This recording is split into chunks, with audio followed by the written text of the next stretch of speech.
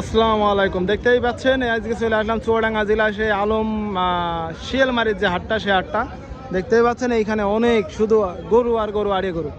আজকে আপনাকে দেখানোর চেষ্টা করব যে কেমন গরুর দাম চলতেছে, কি কীরকম বিস্তারিত এইগুলো আপনাকে জানাবো ইনশাল্লাহ।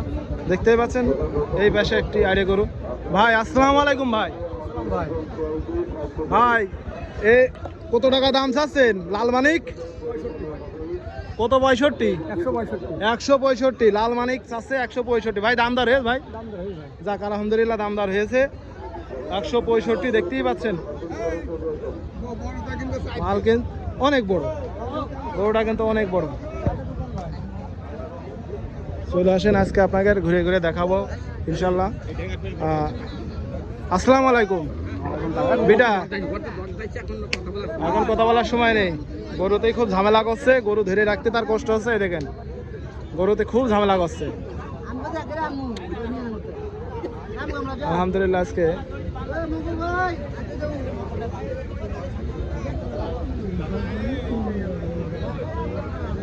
গরুর গায়ে হাত দেওয়ার কথা নেই, গরুর গায়ে হাত দিলে এখন কারেন্ট এই গরমের ভিতরে।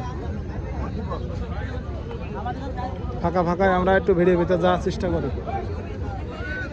দেখতেই পাচ্ছেন হাটটি কিন্তু অনেক বড়। এই যে লাল মানিক ভাই, আসসালামু আলাইকুম ভাই। এই গরু কত টাকা দাম চাচ্ছেন ভাই? 170। ভাই দামদার হয়েছে ভাই? যাক আলহামদুলিল্লাহ দামদার হয়েছে, 170 দাম চেয়েছে। গরু কিন্তু অনেক বড়। আপনারা এই